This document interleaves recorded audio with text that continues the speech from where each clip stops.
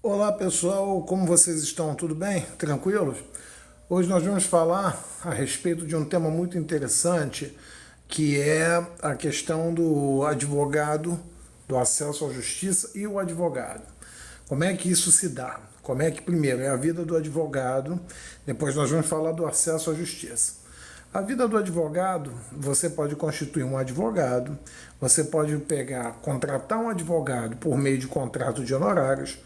O advogado, o advogado presta uma consulta para você. Nessa consulta, ele vai dar todas as informações necessárias a seu caso.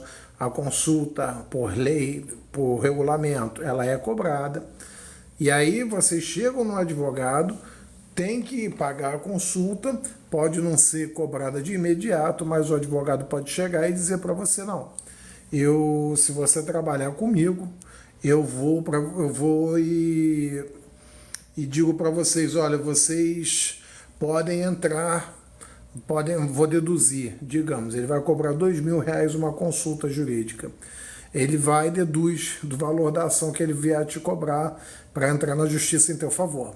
Então, digamos que ele vai pedir na justiça R$ 1.000, melhor, R$ 10.000, e a consulta é 2.000, ele te cobra lá 8.000 no contrato de honorário. Muito bem.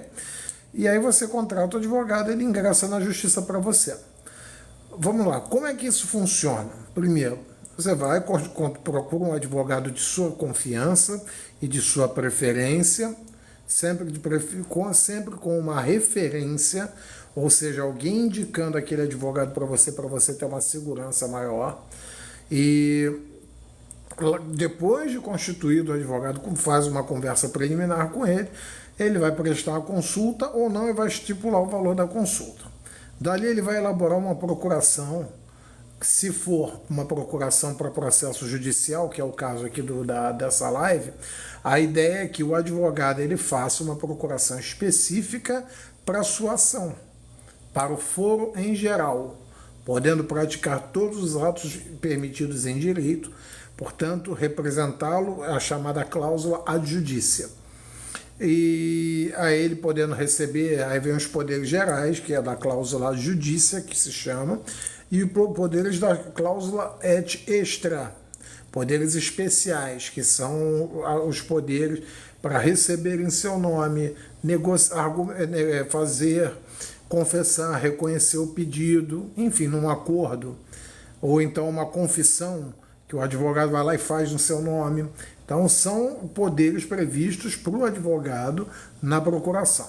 Depois de feito a procuração, assinado o contrato de honorários, que o advogado não pode cobrar um valor muito baixo, existe uma tabela de honorários mínimos, e ele também não pode cobrar um valor estratosférico, porque ele não pode mercantilizar a advocacia.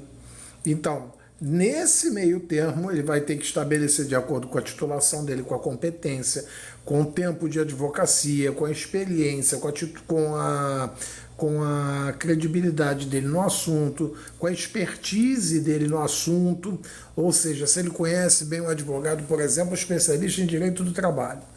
Ele é um famosíssimo advogado de direito do trabalho, então ele naturalmente ele vai cobrar um valor maior do que um advogado que está iniciando. Ok. Então, dali, de posse da procuração do contrato de honorários, dos seus documentos, o advogado vai entrar na justiça pleiteando de vários direitos para você que você esteja efetivamente necessitando. Tem a procuração chamada ad negotia, que é a procuração para o advogado, por exemplo, representar vocês fora da justiça, para resolver questões, por exemplo, lá no Instituto Nacional de Seguro Social, no INSS, a sigla que todo brasileiro gosta, que é o Instituto Nacional de Seguro Social. Lá, a procuração não é para o foro em geral, ele vai cobrar os honorários dele, que ele vai estipular em contrato de honorários, que é o ideal. Antigamente era obrigatório o contrato de honorários, hoje já não é mais, pode ser um contrato verbal, mas ele estipula o valor, vocês negociam o valor, contrata o advogado, faz-se uma procuração e ele vai te representar lá, por exemplo, junto ao INSS. Agora, vocês podem entrar na justiça sem advogado? Depende. Se o valor do pedido, eu já falei isso em lives e vídeos anteriores, não ultrapassar a 20 salários mínimos, por exemplo, nos juizados especiais cíveis, uma relação de consumo, você comprou um celular, o celular apresentou um defeito, esse defeito ele não foi corrigido, e a tela descolou, pronto, continuou funcionando, descolou, não precisa nem de perícia. A causa é simples. Você vai lá, tem o núcleo de primeiro atendimento dos juizados especiais cíveis, você vai no fórum da sua cidade, lá perto do seu bairro, telefona para o núcleo de primeiro atendimento dos juizados especiais cíveis, e lá no núcleo de primeiro atendimento dos juizados especiais, até 20 salários mínimos, se o pedido for do seu for esse, aí você pode ingressar na justiça sem advogado. Então você vai lá, eles vão elaborar a petição inicial, não vai ter contrato de honorários, que é gratuidade de justiça, vai ser elaborado para você uma petição inicial, o réu vai ser citado e vai haver audiência de conciliação no juiz da área civil, e na audiência de conciliação vai haver a negociação para, por exemplo, se for uma Xiaomi da vida, uma Oppo, se for uma Samsung e tal. Pô, tu apresentar a excelência, tô com a tela do celular descolou com 2 dias de uso. A garantia diz que não vai cobrir. E foi comprovado lá, você levou para 2, 3 assistências técnicas que deram um laudozinho lá, que até eles assinam, que serve como prova que a tela descolou por má qualidade da cola, por exemplo, enfim. Porque antigamente os celulares eram removíveis, as baterias, melhor dizendo, os celulares, as baterias eram removíveis, então você chegava lá, você tirava a bateria e colocava e trocava por outra. Inclusive isso na Europa. Existe uma comissão na Europa já determinando que o direito da pessoa ter o direito de reparo do aparelho já está sendo previsto e daqui a alguns anos vai chegar no Brasil. Então, os celulares que tem a bateria lá colada, a bateria presa, e que você só consegue retirar a bateria tirando a tampa traseira ou tirando a tela, a tendência, tá? Se a norma europeia for adiante, a tendência é que isso seja encerrado. Então a bateria ela vai voltar, porque não existe justificativa, por exemplo, para não entregar um carregador de um celular na caixa, já que é uma venda casada. Você exigir, bom, eu só entrego esse iPhone para você se você comprar, vou te dar. Mas eu vou preservar a natureza, eu não vou te vender o carregador, vou te vender por fora. Qual é a preservação? Nenhuma. Está preservando o bolso dele. Então, agradeço aí a participação de todos os presentes, enfim. E vou mais longe. Foi a alegação, por exemplo, que isso serve até para orientar vocês. Eu sou advogado aqui no estado do Rio de Janeiro, eu tenho mais de 20 anos de advocacia, comecei a exercer a profissão lá nos idos de 2000, trabalhei em sistema penitenciário, na parte de assistência jurídica para unidades prisionais, trabalhei no PROCON, aqui do Rio de Janeiro também, ficava na rua Buenos Aires, lá no centro. Era um órgão vinculado ao Estado de Defesa do Consumidor. Então nós víamos cada coisa que do arco da velha mesmo. Eu devo estar ficando velho. Eu aparento um menino, apesar da calvície não me permitir esconder a idade, mas já tenho 45 anos de idade e mais de 20 anos de profissão. Então, vamos lá. Agora, como é que o advogado ele vai proceder? Como é que você vai proceder para constituir um advogado? Já foi falado, ok? Agora, o acesso à justiça. O acesso à justiça é garantido pela Constituição Federal. Então, aí você vai lá, constitui um advogado ou um defensor público. A diferença é que o defensor público você não vai pagar honorários. E o advogado você vai pagar honorários. É como se fosse um hospital particular ou um hospital público. No hospital público você é garantido todos nós somos garantidos pelo SUS e você não vai pagar assistência médica. No advogado particular vai pagar os honorários. O advogado ele pode estipular, por exemplo, isso acontece muito na área trabalhista, 30% ao final. Então, se você Pô, foi demitido, sem justa causa. E aí o patrão simplesmente não te dá as tuas verbas trabalhistas. Aí como é que você vai fazer? Você está desempregado, ainda vai pagar o honorário de advogado? Então ele vai entrar na justiça, vai pedir teu fundo de garantia, 13º, férias não gozadas, INSS, não, contribuição não recolhida ao Instituto Nacional de Seguro Social, salário família, maternidade, enfim. Ele vai exigir lá todos os teu insalubridade, todos os direitos previstos na legislação, na Constituição Federal e na CLT. E aí ele, ganhando a ação, você lá entrou com uma reclamação trabalhista lá, para fazer números redondos, R$ 100.000. E o juiz arbitrou, então foi feito um acordo, porque vai haver audiência de conciliação, depois vai ter uma audiência de instrução, que é a discussão de provas, e julgamento, que é efetivamente a decisão do juiz. Na audiência de conciliação pode haver um acordo. Então a empresa foi lá para você e chegou, não, vou te dar os R$ 100.000. Te deu. Mas você assinou um contrato com o advogado lá que tem que dar 30% ao final para ele. Como é que isso é feito? Você vai pegar R$ 30.000 dos R$ 100.000 que você recebeu e vai pagar ele os R$ 30.000 e ele vai te emitir um recibo de quitação. Ou seja, que não deve mais nada, que está tudo vinculado àquele processo e a Deus viola. É assim que funciona. No processo criminal a mesma coisa. Poxa, você foi preso. Você está numa delegacia, uma prisão devida ou indevida, não importa. Você constitui lá, você contrata lá, entra em contato com o seu advogado, que inclusive é um direito constitucional da pessoa, tá? Então ela tem o direito de dar o telefonema, ter o contato com uma pessoa da família. Então não existe mais aquela coisa da prisão. Cara, por exemplo, que fica incomunicável, isso não existe mais. Apesar de estar previsto no Código de Processo Civil, já não existe mais essa previsão digamos assim, de incomunicabilidade do preso. Não existe. Existem casos até, olha só, nem em casos de estados excepcionais, de estado de defesa, de estado de sítio, enfim, nem nessas situações o preso pode ficar incomunicável.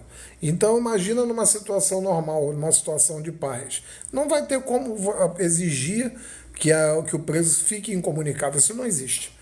Então, nessas circunstâncias todas, você tem o direito ao contato de uma pessoa de família e o advogado, se você não fizer o contato com o advogado, o delegado tem a obrigação, o inspetor, enfim, quem lá estiver cuidando normalmente é o inspetor, pelo menos aqui no Rio de Janeiro, é um inspetor, um escrivão de polícia, ele vai ter que ser obrigado a comunicar à Defensoria Pública para que você seja defendido. E agora, até com a mudança da legislação penal, se você for um servidor público e preso nas áreas de segurança pública, em especial, naturalmente existe a comunicação prévia para a Defensoria Pública. Então é interessante que a gente conheça, que a gente está aqui praticamente num bate-papo, falando do acesso à justiça e do advogado. E você vai chegar e você vai sentir obrigado aí pelos participantes, que eu não sou muito bom em fazer lives, mas eu estou fazendo o meu melhor. Então, nesse bate-papo que nós estamos tendo, a minha ideia é justamente essa, é passar para vocês a situação que vocês vão ter os direitos garantidos pela Constituição, pela legislação infraconstitucional ali abaixo da Constituição, para resguardar, para vocês saberem no geral. Eu não posso prestar, por exemplo, aqui, muito obrigado, Marco Silva, Laurinha, Tereza, enfim, agradeço a todos. E vamos lá, a gente começa num processo criminal. Vamos lá, um processo criminal. Falamos do processo dos juizados especiais, você indo à justiça sem advogado em causas até 20 salários mínimos. Agora vamos falar num processo criminal. Muito bem. Acidente de trânsito com resultado morte. Você foi enquadrado lá em homicídio culposo na direção de veículo automotor. Você compareceu à delegacia, vai ser preso em flagrante, depende, prestou socorro, tudo isso não se imporá prisão em flagrante. Independentemente das regras processuais, eu vou misturar as situações, porque o advogado, intrinsecamente, a obrigação dele, a regra é mediar, negociar. Mas quando não há jeito, ele vai ter que litigar, entrar em litígio, entrar em conflito. A diferença do guerreiro advogado e do guerreiro policial, do guerreiro de força armada, é a ausência da arma. Mas a arma do advogado dele é a inteligência, a caneta, e o token, enfim, o conhecimento do profissional, a habilidade dele lidar com as pessoas, a forma correta, a técnica que ele vai empregar na situação. Então, nessas circunstâncias, você está lá numa delegacia, preso, aí vai ligar para o seu advogado, vai ser lavrado o auto de prisão em flagrante.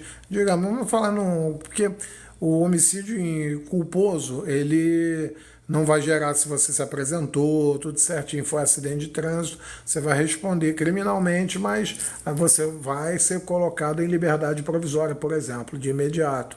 Vai responder o processo em liberdade. Não vamos dizer que você se empolgou, bebeu, atropelou, fez cometeu um acidente, atropelou várias pessoas numa faixa de pedestre e por desespero fugiu. Como é que vai ficar a sua situação? Vai se instaurar um inquérito policial. Você fugiu, não se apresentou à delegacia. Vai se instaurar um inquérito policial. Esse inquérito policial vai ser remetido ao Ministério Público, vão haver as investigações todas, busca ativa de câmeras, testemunhas, vão procurar lá para saber se você efetivamente estava no local, se o carro era seu, a placa, se as pessoas, existiam pessoas junto com você, enfim, te acharam, expedido o mandado de prisão, você foi preso. Você vai constituir um advogado, o advogado vai fazer a sua defesa criminal e você, por exemplo, vai provar lá que era louco. Não, provou. Pô, o cara era portador de uma esquizofrenia completa. Ele estava em casa, viu como é que a vida é interessante, o direito é muito interessante. Isso é o que eu defendo, por isso que eu exerço a advocacia. Você chegou lá e diz, pô, o cara tem que morrer, o assassino. A gente vê muito isso no jornal, né? E, na verdade, esquecendo que qualquer um de nós pode cometer um crime. Então, Marli, um abraço aí para você, obrigado aí por estar assistindo. Enfim, então qualquer um de nós pode cometer um crime. Mas vamos no caso concreto. O camarada foi lá, foi responder um processo criminal. Chegou lá na delegacia, todo mundo com ódio, o pessoal protestando na porta da delegacia, prende, mata, esfola, e o cara era louco, pô. Louco completo, louco de pedra. Louco, desculpa a expressão, de comer esterco, comer as fezes. Ele fazia, limpava e comia. Então, nesses casos, ele vai ser julgado inimputável, independentemente do crime, ele vai ser isento, ele vai sofrer uma medida de segurança, ele não vai para a cadeia, mas ele vai para um hospital de custódia e tratamento psiquiátrico.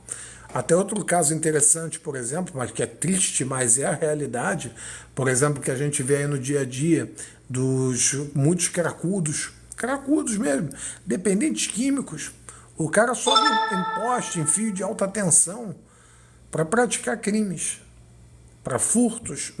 Graças a Deus, alguns casos ainda tem alguns casos aí de homicídios, etc., que são, graças a Deus, exceções. As regras são os furtos. Mas imagine só, a lei de drogas, ela também garante a mesma coisa. Se eu sou viciado em drogas, eu não estou entendendo nada que está me acontecendo. Aí você passou na rua, olhou estranho para mim. Eu alucinei. Libera a maconha, libera o álcool, libera as drogas em geral? Ok. O resultado vai chegar mais na frente. Aí você foi lá e eu parti para cima de você com um facão, cortei tua cabeça, toquei o terror em você. Muito bem. Vai acontecer o que comigo? Eu vou preso em flagrante. Mas, em tese, eu estava lá completamente drogado, babando, alucinando, enfim, eu não conseguia entender o caráter ilícito do fato. Isso que é o que se chama inimputabilidade. Pode ser por drogas, pode ser por álcool, pode ser por doença mental. Então, eu vou para a cadeia? Não, vou para tratamento psiquiátrico, vou para desintoxicação. Mas até crimes de sangue pesados, se provado que o cara era completo, não é psicopata. Psicopata não é maluco. Vamos lá, vamos falar até a respeito disso. Casos antigos, como o Maníaco do Parque, os casos de, por exemplo, de uma moça aí que teve até direito, parece piada, mas teve direito à saidinha de Dia dos Pais, tá? Ela teve direito à saidinha, garantido, tá? A direito à saidinha do Dia dos Pais, e onde ela foi e matou o pai a marretadas. Os pais, as marretadas. Mas ela teve direito à saidinha. Ok. Para visitar quem a gente não sabe, mas que é triste é. Então, nessas circunstâncias todas, a legislação penal brasileira, a legislação trabalhista protege o trabalhador. Vamos entender o direito, como é que funciona, de forma tentar resumir. O direito civil protege o devedor. O direito do consumidor protege o réu, ou melhor, o devedor. O direito processo civil, idem, protege o devedor. O direito tributário protege o contribuinte. A Constituição Federal protege a cidadania. O direito penal, já falei, protege o réu. Enfim, então, quando você fala em direito ambiental, protege quem? O meio ambiente. Então, nessas circunstâncias todas que eu descrevi, vocês vão ter a ideia, né, da live é justamente essa. Você chegar e colocar cada um, para a pessoa não ter uma visão demonizada do advogado. Qualquer um de nós, apesar da lei ser a lei penal, nossa lei penal, existe a pena de morte no Brasil? Até se fosse um quiz, poderia até fazer uma brincadeira aqui com vocês, mas em tempos de paz não existe a pena de morte no Brasil. Mas em tempos de guerra existe pena de morte, por exemplo, por crime de traição em tempo de guerra, por morte por fuzilamento. Está previsto no Código Penal Militar. Então, nessas ocasiões, é que se interessa, por isso que o estudo de direito é uma coisa maravilhosa, que primeiro surge o fato, depois surge o direito. Então, os crimes, no caso, por exemplo, como eu falei, da inimputabilidade, as pessoas que estão completamente embriaguez patológica, a pessoa bebeu, saiu de si, não se conhece mais, não sabe, perdeu o rumo de casa, não sabe mais o que fazer da vida, está louca completa, só estou, desculpem, mudando a posição, porque já ficando com mais idade, a coluna começa a pedir um pouco de arrego. Mas vamos lá. Então a pessoa está completamente alucinada, está louca, seja ela efetivamente louca, seja ela em estado de uso de drogas, seja ela embriagada, ela está lá naquela situação, ela é inimputável. Ela vai responder a um processo criminal e vai ser submetida a uma chamada absolvição imprópria. Ela vai ser colocada em manicômio, ou hospital de custódia de tratamento psiquiátrico, ou para tratamento efetivamente para desintoxicação. Então vamos lá. A questão, uma outra questão interessante, né? E qualquer dúvida, por gentileza, vocês coloquem aí que eu consigo, se eu conseguir esclarecer. E a ideia que justamente é essa. É um vídeo, eu não posso prestar consultas, por favor, não posso fazer isso. É proibição da ética. Eu não posso chegar e fazer um vídeo, diga aí sua dúvida. O advogado ele não pode fazer isso. Vejo até outros profissionais fazendo em outras áreas, mas não é. O advogado ele vai. Eu estou fazendo, não sou hipócrita, é uma autopromoção. Eu me interesso por gravar vídeos, me interesso, já fui professor da Escola Superior de Advocacia da OAB aqui do estado do Rio de Janeiro. Já fui membro da OAB, fui delegado de prerrogativas, aquele advogado que fica lá de prontidão na OAB para defender outro advogado que tem, por exemplo, lá sua prerrogativa violada. Ou seja, vamos falar do tempo, o advogado quer despachar uma petição com o juiz, vai pedir para você lá só liminar. Vê você estava com a conta de luz paga em dia, etc. Chegou a empresa lá da sua cidade, do seu município, cortou a sua luz indevidamente. Você está com luz cortada, está com a família doente, tem gente no respirador, e os caras cortaram. E você com tudo pago, tudo bonitinho. A quem que você vai recorrer? Você vai gritar lá, vai pegar um revólver, vai descarregar uma arma em cima da empresa? Não vai.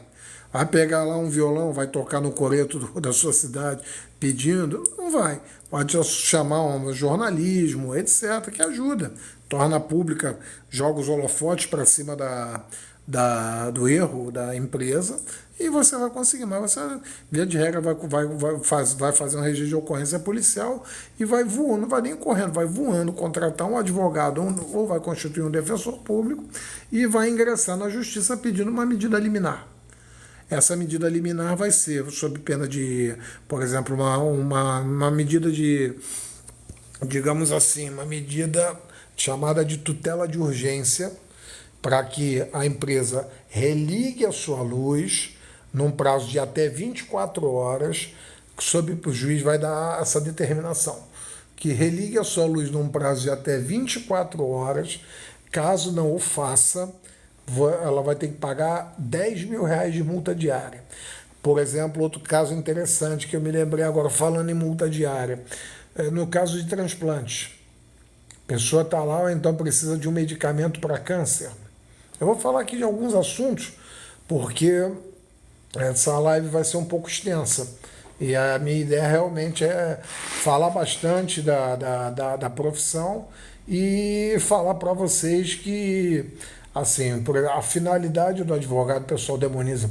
Ainda lembram daquele filme, né, O Advogado do Diabo? Não tem isso. Infelizmente, tem profissionais que optam por escolher uma profissão e para agir para o mal. Mas isso, graças a Deus, em qualquer profissão é exceção. Mas como o mal faz mais barulho, entendeu? Ele faz mais barulho, ele acaba fazendo, ele vai chamar mais atenção. Mas a regra, como há na polícia, como há na medicina também a gente constata também muito isso. Os dois médicos que vão lá e agem de forma errada e prejudicam a categoria inteira. Dois policiais que vão lá e são, por exemplo, são corruptos, e a polícia toda é corrupta. Um ou outro mau professor, todos os professores são ruins. Então nunca se generaliza. Até na política, parece até brincadeira o que eu vou falar, mas tem os bons políticos sim. Mas na política até parece que a coisa se inverte, porque aí já são os bons políticos são a exceção e os maus a regra, infelizmente. Senão o Brasil já estaria no lugar, já estaria muito mais avançado do que é hoje. Enfim, inclusive todas as mazelas que a pessoa experimenta, enchente no Rio Grande do Sul, enchentes em geral, em cidades, etc., com rompimento de barragens nos anos 70, sem manutenção. Isso tudo é responsabilidade do Estado. E isso aí existem órgãos como o Ministério Público, Defensoria Pública para isso, para que a pessoa ingresse, comunique e peça auxílio. Vamos falar da questão dos tratamentos para câncer. A pessoa está lá no hospital, é um parente lá, foi diagnosticado, está no hospital público ou particular, tá? Estou falando assim, gênero. Estou falando numa situação geral. Ela está no hospital público ou particular. Aí chegou lá, está com diagnóstico de câncer, que é triste, horrível. Então a pessoa está lá, aí o médico diz, olha, tem que tomar, não sei, não conheço a medicação de câncer, tem que tomar um medicamento X. Aí o plano de saúde ou o hospital particular vai te cobrar, mas o plano de saúde que você já vem pagando diz para você, não temos, só pagando por fora, ou então não vai ter que entrar na justiça, ou então o Estado, isso acontece demais, o Estado não tem medicação para te dar, de doenças raras, por exemplo, que a medicação custa lá 500 mil, R$ 1 milhão, sei lá. Como é que você vai conseguir isso? Vaquinha na internet ajuda, mas eu digo do ponto de vista judicial. Entrando na justiça, vai constituir um advogado ou um defensor público, vai, como eu falei no início da live, você vai fazer uma procuração, um contrato de honorários, e aí, de posse desse documento, ou indo numa associação ligada a portadores da mesma doença, e você vai entrar com uma ação na justiça e pedir a liminar, certo? Dependendo se for hospital municipal, você vai processar o município, a prefeitura. Se for um hospital estadual, você vai processar quem? O Estado. Se for um hospital federal, você vai processar quem? A União Federal, representada pelo governo. Se for um hospital particular, você vai processar quem? A empresa que contratou aquele hospital, o diretor do hospital, a direção do hospital, os proprietários do hospital ou o plano de saúde, a operadora do plano de saúde. Então, assim, nessas circunstâncias, vocês têm que, as pessoas têm, o advogado não é esse bicho papão que todo mundo pinta. Muitas pessoas, todo mundo minta, mas muitas pessoas pintam. Então, vamos lá, na questão criminal. Nós estamos lá, aí o camarada foi lá e praticou, cometeu crime lá no trânsito. Foi constituir um advogado, o advogado foi lá e defendeu ele.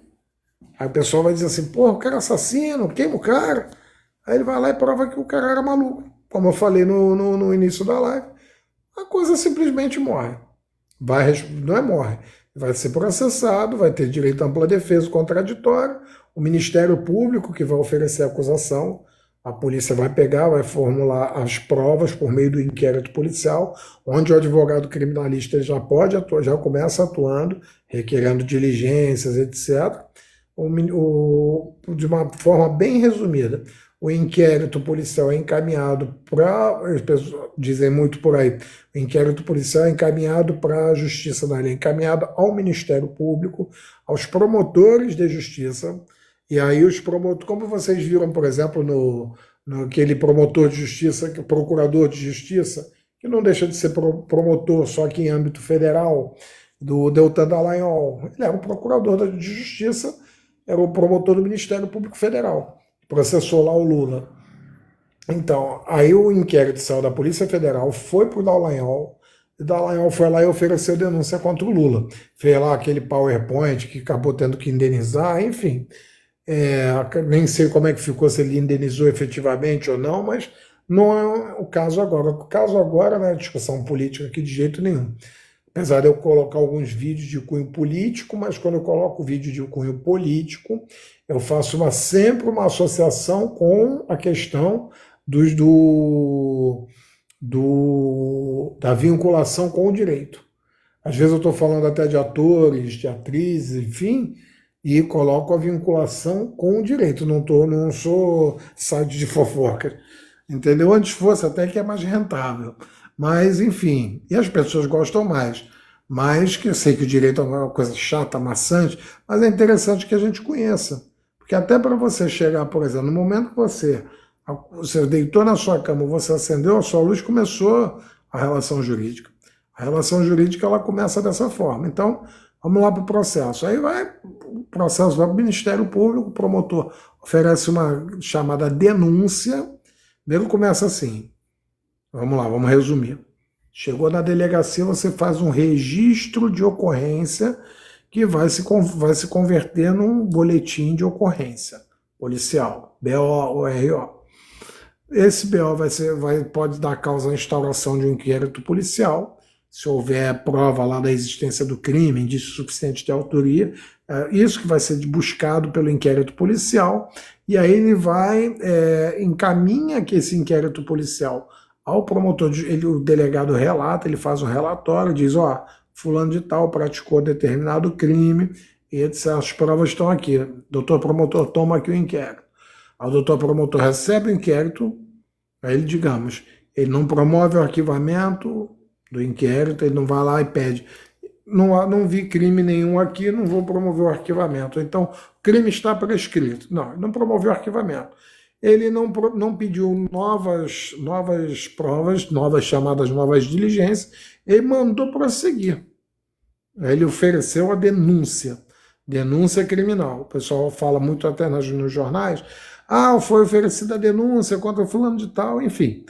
Começa, o juiz recebeu a denúncia, iniciou o processo criminal, o juiz ainda vai avaliar se aquela denúncia é válida ou não, se preenche todos os requisitos legais, por exemplo, mínimo de lastro probatório, justa causa, enfim, indicação da autoria, materialidade, um mínimo chamado a fumaça do bom direito, o mínimo. O juiz não está fazendo um juízo lá de valor de inocente ou culpado. Ele está fazendo um juízo de valor se aquilo ali deve prosseguir ou não. Porque às vezes é uma denúncia absurda de um crime que ocorreu há 60 anos e se descobriu o homicida agora, já com... Ele está com 80 anos. É esse crime de homicídio que camarada cometeu lá com 15, 20 anos de idade. Totalmente prescrito, prescreve em 20. Então, não há que se falar em crime aí, ok. Está extinta a punibilidade. Inclusive, com a prescrição, você pode chegar diante da autoridade, o crime prescreveu, está extinta a tua punibilidade, você pode chegar lá e se acusar. Fui eu. A autoridade não pode fazer absolutamente nada. Como aconteceu até no caso do atual presidente. O processo dele não foi inocentado. Foi o que, como o pessoal especula muito, enfim. Serve, pelo que tudo indica, de acordo com o Supremo Tribunal Federal e com as notícias que constam aí no sistema, na internet, TV, enfim, a gente sempre faz uma pesquisa ampla e ouve os dois lados. O presidente Lula, ele estava lá, até onde eu soube, tá? O Dallagnol, o promotor, fez um acordo com o juiz, a ponto de chegar para o juiz, atual senador da República, Sérgio Moro, o juiz dizia o seguinte: isso que foi republicado aí pelo Intercept Brasil, não sei se foi comprado pelo PT, não foi comprado pelo PT, não importa. O fato é, o que foi divulgado, o juiz perdeu a imparcialidade dele, o juiz tem que julgar, ele tem que ser cego, ele não pode enxergar, a justiça cega, ela não tem aquela Artemis da justiça, ela não tem aquela proteção visual à toa, que significa ali a imparcialidade. Então, a pessoa chega lá e o juiz diz assim, entra com tal pedido, porque é um julgamento de um presidente da República, e eu posso ganhar com isso, provavelmente, tá? Estou falando com possibilidade. E aí o promotor pode entrar, que eu entro, que tu ganha. Então vai lá, peço a prisão do cara. Aí condução coercitiva. Aí vai lá, Polícia Federal, o juiz de tal, de acordo com o pedido do Ministério Público, determinou a condução coercitiva e o presidente teve que comparecer à Polícia Federal sob pena de prisão e que espetáculo todo. No final das contas, ele foi condenado em primeira instância, foi condenado em segunda instância, chegou no Supremo Tribunal Federal, pelo resumo da ópera, que eu estou fazendo um resumo bem apertado, constatou-se que houve que muitos argumentaram, né, que o juiz, advogado, juiz, promotor podem ter contatos entre si. Lógico que podem.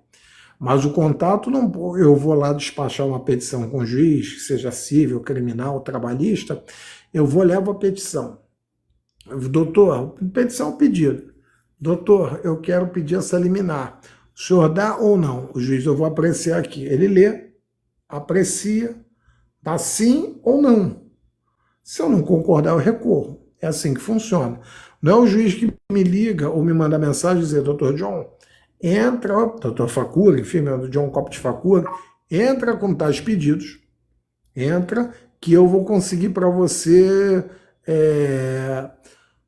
eu vou deferir, vou te dar os pedidos. Foi o que em tese, aconteceu no processo do Lula.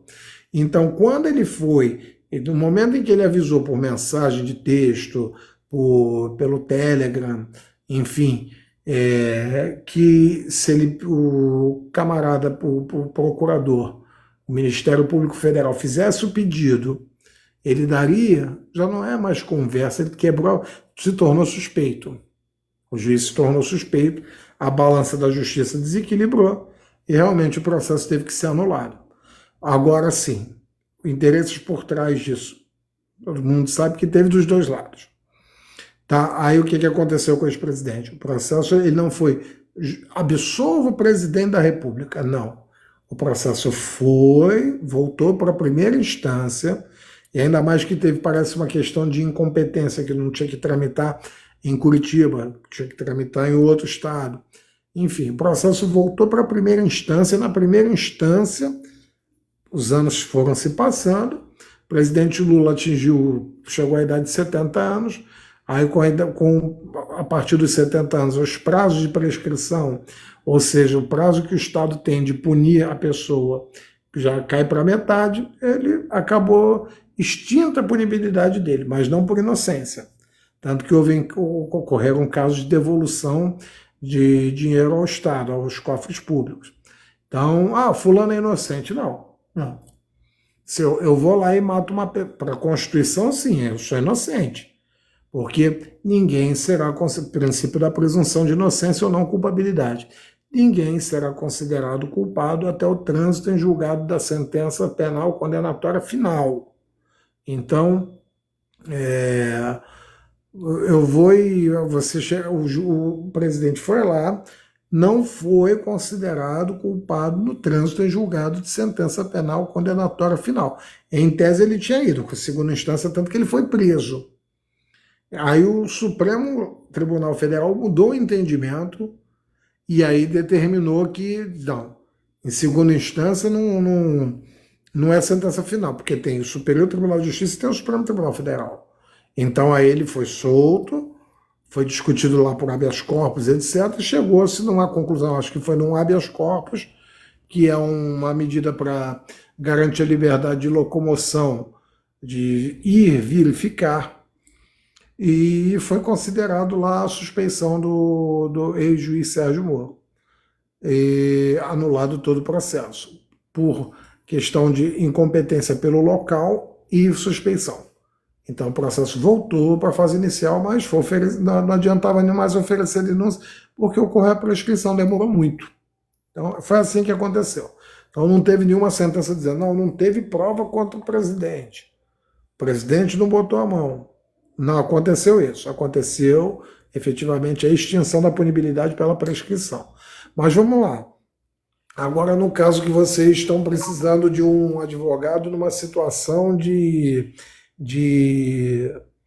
sei lá, digamos, estão numa mesa de hospital. Até eu tive um caso, eu vou falar um pouquinho do meu dia a dia como advogado. Deixa eu concluir a parte criminal.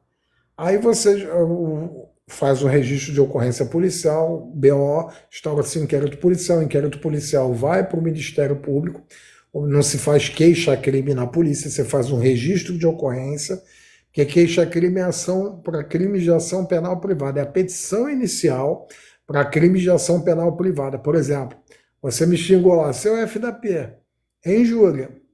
É injúria, o Estado não se intromete nessa relação, o promotor só fica de olho, aí eu vou lá, vou te processar, vou pegar gravação, ou então se for na frente de outras pessoas, eu vou lá, vou te processar por meio de uma ação penal chamada ação penal privada. A regra é que as ações penais são públicas. Excepcionalmente, as ações penais podem ser privadas, nos casos de crime contra a honra, por exemplo, injúria, calúnia, difamação, enfim. Aí você vai lá e entra com uma ação penal chamada queixa-crime. É a petição inicial da ação penal privada. Agora, no caso do processo comum, criminal comum, o Ministério Público oferece a denúncia, recebe ou não a denúncia, faz um juízo de admissibilidade e manda citar o réu. Citado o réu, aí ele vai ter o prazo lá normalmente de 10 dias para oferecer as defesas, todas as defesas que ele puder, exceções, suspeições, defesa de mérito, defesa que é legítima defesa, inimputabilidade, que era maluco, ou que não era ele que estava no local, enfim, que ele foi coagido, botaram uma arma na cabeça e disseram, ó, vai lá e pega o carro e atropela todo mundo. No exemplo que eu dei, né, do atropelamento. Enfim, ou então ele estava sendo assaltado, provou lá que ele estava sendo assaltado. Aí ele estava lá, o bandido falou, passa, não para, blitz policial, ele passou pela polícia, atropelou os policiais e seguiu em frente, matou 2, 3, 4 policiais. E a polícia não conseguiu pegar pela velocidade que ele já está. Entrou numa comunidade bem conflagrada e sumiu.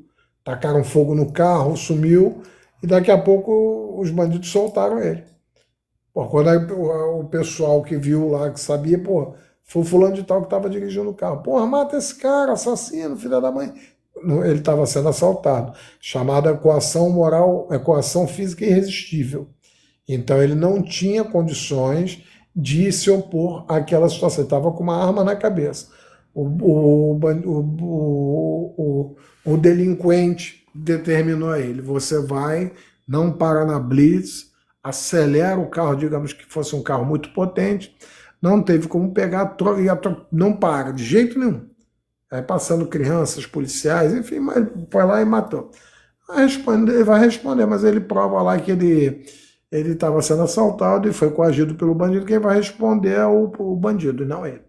Enfim, então, nunca julguem um advogado que não seja criminoso. O advogado criminoso nem advogado é, ele é bandido. O policial que é criminoso, ele não é policial, é bandido. O militar que é criminoso não é militar, ele é bandido. O político criminoso não é político, é bandido, travestido da sua profissão. Médico criminoso não é médico, pô.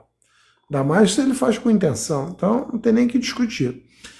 Engenheiro criminoso também, lá faz uma ponte com massinha de criança. Lógico que ele vai responder. Ele vai responder criminalmente, vai ser preso, e deve ser preso.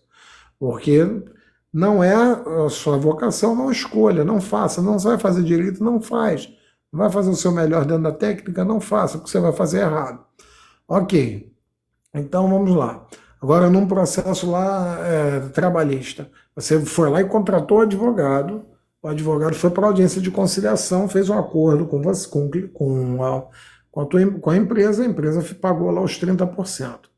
Então, por exemplo, eu, doutor Facuri, eu não trabalho, tá, com cobrança de honorários ao final. Por quê? Não é desconfiança em si do cliente.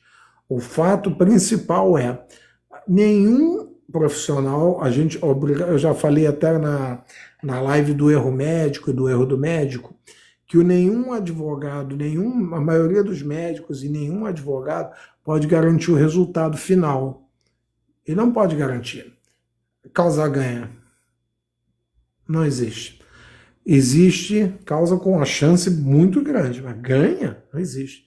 Então eu vou lá, o advogado, digamos que eu não sou da área do direito do trabalho, eu faço a área civil, que engloba família, direito empresarial, pego a área criminal, contratos, pego indenizações, direito de família, de pensão alimentícia, divórcio, inventários, enfim, condomínio, direito imobiliário, locações, trabalho com ações de despejo, ações de cobrança de aluguéis, enfim, até para colegas, eu advogo para a área de ação de cobrança de honorários advocatícios, execuções, enfim.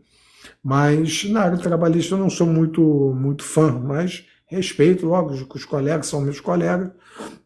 Então houve um acordo trabalhista. Por que eu não cobro no final? Não houve acordo. A empresa foi lá e se defendeu. Você entrou na Justiça do Trabalho, a empresa se defendeu. Chegou lá na defesa, chegou aí você perdeu a ação. E agora, como é que fica com o advogado? Você deve pagar o advogado. Ele pediu lá 100 mil reais.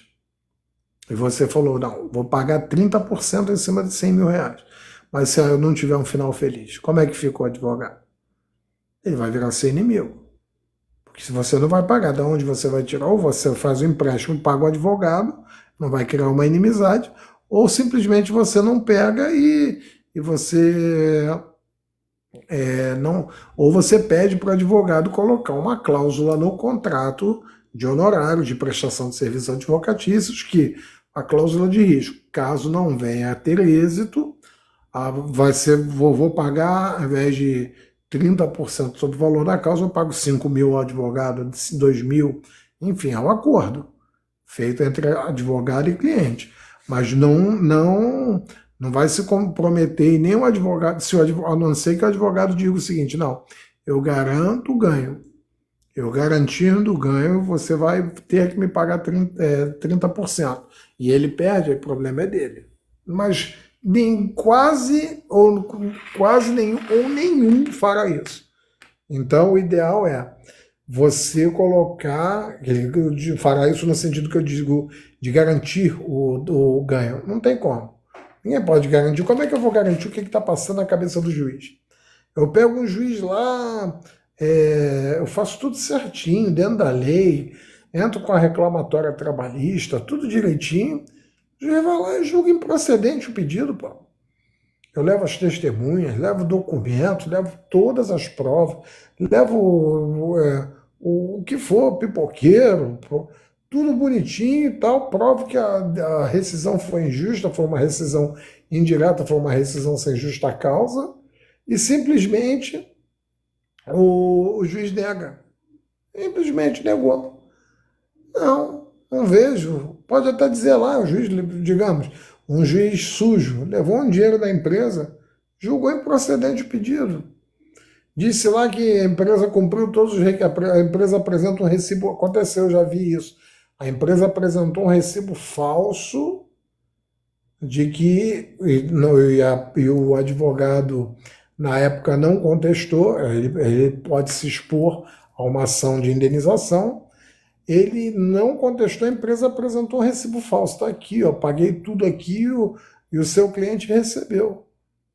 O advogado ficou atônito lá, ficou perdido, e realmente o recibo era falso. Depois foi se constatar que o recibo era falso, mas o advogado entrou na justiça, brigou com o cliente e tudo, e o cliente eu não vou pagar porque eu não recebi nada, enfim. Por isso que eu não trabalho dessa forma a colocar assim, não. Eu cobro antecipado, posso parcelar, enfim, mas cobrar ao final de jeito nenhum, por causa desse risco. A não ser que eu estipule uma cláusula lá de risco. Porque não pode haver, não existe, não existe causa ganha, isso não existe. Então, até inventário pode surgir problemas. Então, sei lá, está pedindo, teu cliente é o herdeiro. O herdeiro único lá. Ótimo.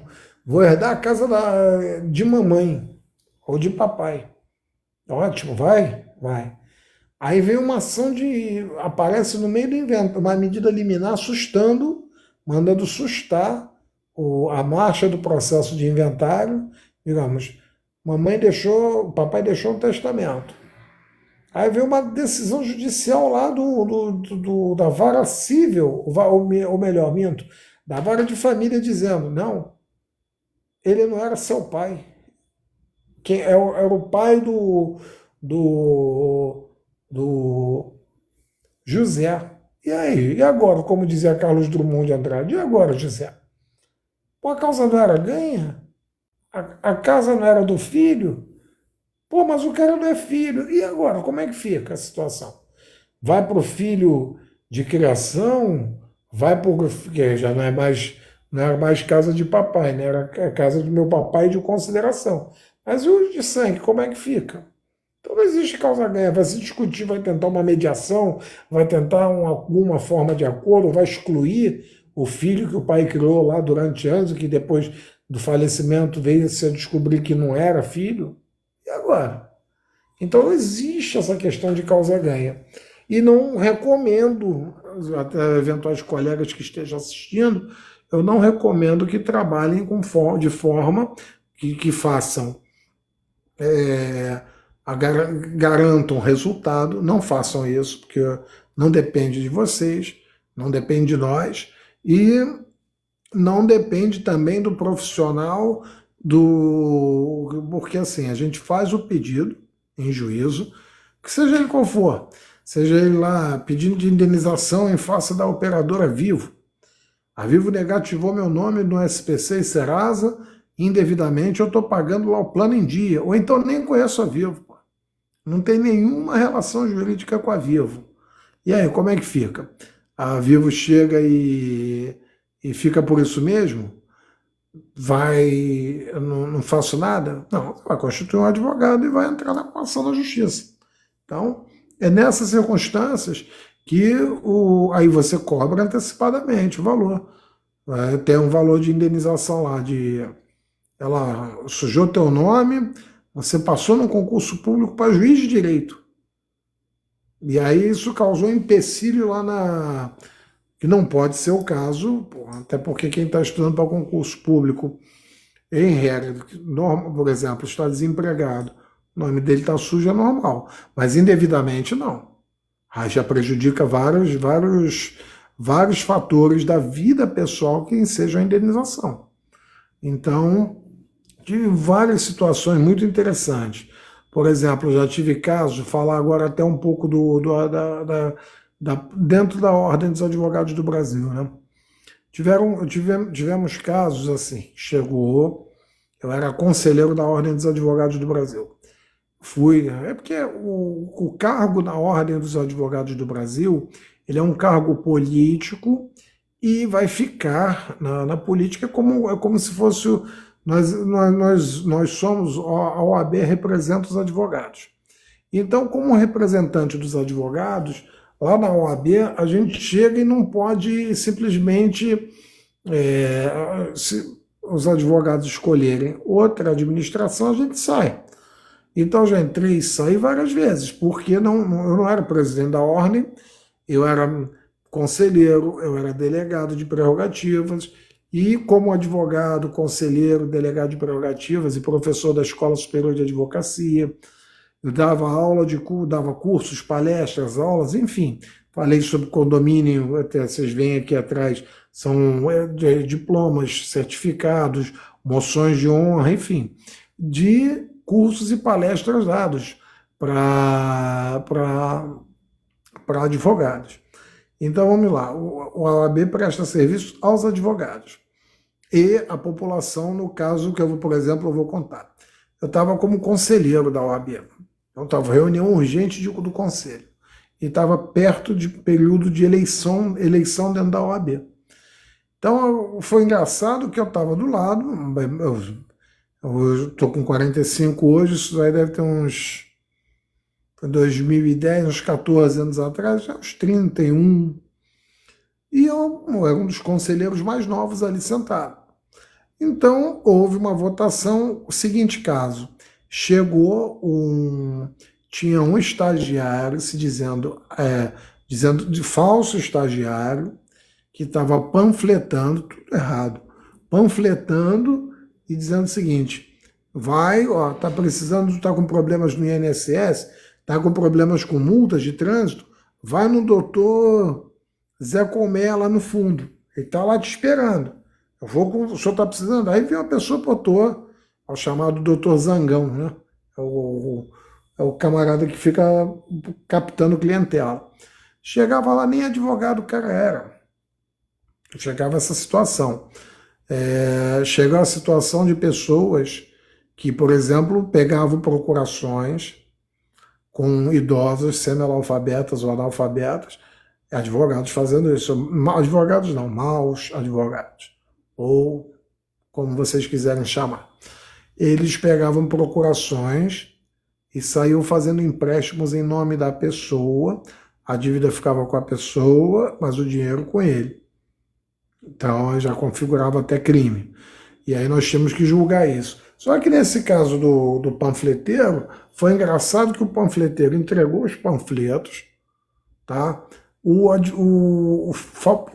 camarada, o panfleteiro já era um falso estagiário, ele entregou os panfletos em nome de um falso advogado, e aí chegou a representação na OAB contra esse falso advogado.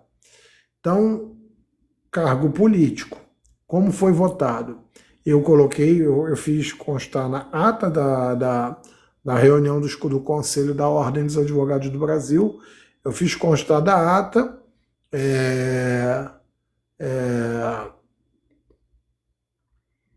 Eu fiz constar da ata que tô tendo um problema aqui, arrastar a peça do. Ó, não estou entendendo o que está acontecendo aqui. Ó. Verifique para continuar. Verifico, não sei o que está acontecendo. Eu não sou um excelente extreme. Apareceu um quebra-cabeça para eu encaixar para poder continuar. Enfim, vou resumir. O aplicativo está pedindo que eu já encerre a live. Então vamos lá. Foi sugerido lá que votasse. O que se faz com o panfleteiro e com o advogado? Aí eu falei, meu voto, John Facura. Eu voto que peguem esses documentos todos e mandem para o Ministério Público para ele oferecer denúncia ou mandar a polícia instaurar inquérito policial. A questão era criminal, já que não se tratava nem de advogado, não tinha que estar correndo lá. Na época, aí, quando eu falei isso, quando eu externei meu voto como conselheiro da OAB, levantou-se um senhor com o aparelho de som e disse: Isso, tem que ter sangue novo na OAB, tem que acabar com essa coisa de política, de puxação de saco, babação de ovo, enfim. Aí ele foi lá, me defendeu. Aí o presidente, não, poxa, vamos aliviar, pode ser um colega de verdade, vamos tentar uma conciliação e tudo. Eu falei, bom, eu mantenho meu voto contra isso. Não tem conciliação para estelionatário. Então, nem advogado é, então para que eu vou fazer isso? Simplesmente eu fui o único voto correto, tecnicamente correto, a favor de que. Porque que a OAB vai se meter em assunto que não diz respeito a nenhum advogado? O cara nem advogado era, gente. Nenhum dos dois. O falso estagiário nem o falso advogado não eram inscritos na OAB.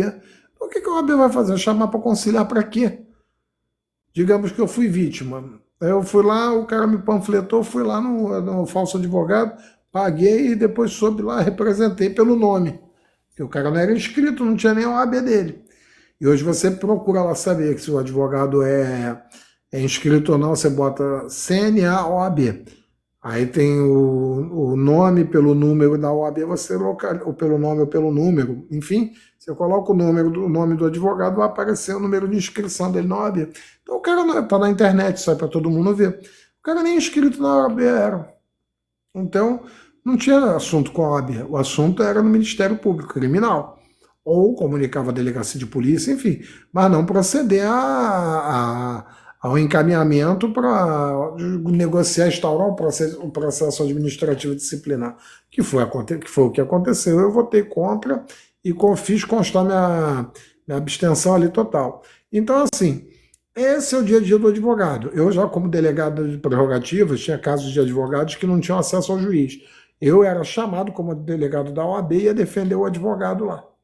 Chegava na rua, brigava com o juiz, é garantido o direito do advogado acesso ao juiz. O juiz dizia, não, estou dando sentença agora, eu não vou te receber. O juiz tem o dever de o receber. Não há hierarquia nem subordinação entre advogados, magistrados, membros do Ministério Público. Todos devendo tratar-se com respeito e consideração recíproca. O advogado não pode abusar, mas não é uma autoridade, e nem as autoridades podem abusar de poder contra o advogado. Porque o advogado ele não está ali, a prerrogativa do advogado, esse direito, por exemplo, de falar com o juiz, falar com o desembargador, pedir pela ordem, excelência, de falar com o deputado, falar com quem quer que seja, com a autoridade que for, não é dele, não é prerrogativa minha como advogado, e sim da parte. Eu estou aqui para garantir a cidadania. Seja de quem for, seja do maior vilão ou do maior santo. O advogado ele não defende o pecado, ele defende o pecador. Tá?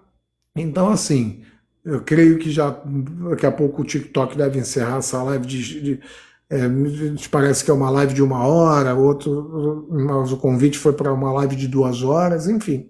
Então a ideia toda é essa. Nós temos hoje a internet aí, estejam bastante conscientes do direito de vocês, questionem, contratem advogado de referência, quando forem sofrerem qualquer tipo de crime, roubo, furto de celular, faça um registro de ocorrência policial, não importa que seja. Agora, muitos locais aqui no Rio de Janeiro, você pode fazer online pelo celular.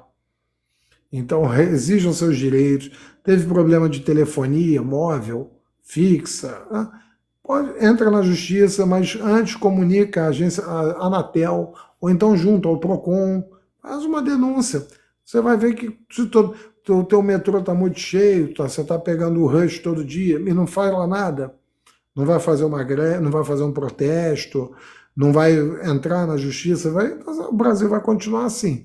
Mas se todo mundo fizer reclamar, todo mundo agitar, fizer a manifestação, não só em dia de futebol, não só em dia de Copa do Mundo, e não só em carnaval, e reclamarem dos seus direitos, a tendência é que melhore pelo menos um pouco. Porque o maior medo dos políticos, que são gestores do nosso país, é do próprio povo. Então, quando o povo está insatisfeito, o político vai perder lá o cargo dele, ou a mamata, a tetinha, o povo está insatisfeito, tanto que realmente a frase é: o Supremo é o povo. O povo elege seus representantes, mas o poder supremo é do povo, desde que faça de forma ordeira, pacífica, faz uma greve geral, por exemplo. Ou então o ônibus está muito cheio no estado tal, reclama, comunica a agência, aqui no Brasil, no Rio de Janeiro tem a AGETRANSP, Agência Reguladora de Transporte. No Brasil, para telefonia, Anatel, Procon. Se você não quiser ir para a justiça e tem até 20 salários mínimos, você vai e entra sem advogado. Então, existem diversas metodologias para que você possa ter garantido seus direitos. Hoje só não reclama, só não exige os seus direitos quem não quer. Por exemplo, eu vejo muito nas plataformas, para concluir, que eu estou com receio do aplicativo interromper a live, que apareceu, se eu não entendo, só algum dos senhores, para quem estiver assistindo a live, me dizer, porque disse assim, a live acaba em 4 minutos, então estou correndo agora com as palavras, porque a minha ideia era terminar pelo menos daqui 1 hora, aí pararia. Mas, enfim, o caso corram atrás dos seus direitos, reclamem.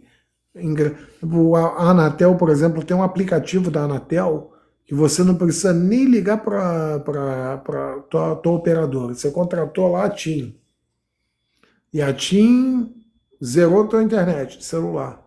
Você vai lá na Anatel, se comunica a situação, registra, baixa o aplicativo, tem aplicativo. A TIM vai te ligar correndo, não, senhor, o que houve? Desculpe, vamos corrigir, e eles cumprem. É pior até que uma ação judicial, porque a multa é muito maior do que uma indenização. Então, uma multa de 50, 100, 200, 500 mil reais, R$1 milhão, por exemplo, por suspensão indevida do fornecimento de serviço de internet, é muito pior do que R$1.000 para você num acordo judicial. Então, às vezes, a Anatel é mais eficiente, acaba sendo o resultado prático mais eficiente do que o ingresso na justiça, que vai demorar, vai ter audiência, etc. E ainda você corre risco de não ganhar, em qualquer situação. Tá certo, pessoal? Então, meu canal do YouTube, meu canal do TikTok é esse. Todas as minhas redes sociais são com base no meu nome, e eu tenho LinkedIn, Twitter, Instagram, TikTok, enfim, todas elas estão com o meu nome, vocês vão me localizar lá. Eu sou o doutor, que o pessoal até brinca, né? Doutor, bom dia, boa tarde, boa noite, e normalmente tenho pouco tempo para postar vídeo, eu posto vídeos curtos, e quando eu consigo, às vezes no final de semana aqui, são 2h05 da manhã, de domingo, deixa eu até puxar o dia 7 de julho, e estou fazendo aqui a live para vocês, para mim também, não sou sonso, nem hipócrita, e querendo ganhar visibilidade, querendo ganhar notoriedade nas redes sociais, se Deus permitir eu vou ganhar, e com essa ideia, difundir informações jurídicas de caráter geral, para todo mundo ficar ciente de seus direitos, e inclusive às vezes está lá com tá com um problema. Poxa, eu vou deixar para lá. Aí às vezes houve uma live minha, houve uma live de um colega, ou então eu vejo vídeos interessantes que o colega filma o trâmite dele da ligação do cliente até a ida dele à delegacia de polícia e na audiência de custódia, ele falando com o cliente dele preso no parlatório. Eu acho aquilo interessante, esses vídeos. É que eu não tenho muito tempo para ver, eu tenho que ver o vídeo curto mesmo. Às vezes tem até canais engraçados, o UFC Jurídico, que eu até recomendo, muito bom. Mostra lá o dia a dia que é conflituoso, é uma guerra entre advogados, juízes, promotores. Eu já advoguei, então vou resumir minha história. Fui membro da Ordem dos Advogados do Brasil, vários mandatos, Escola Superior de Advocacia,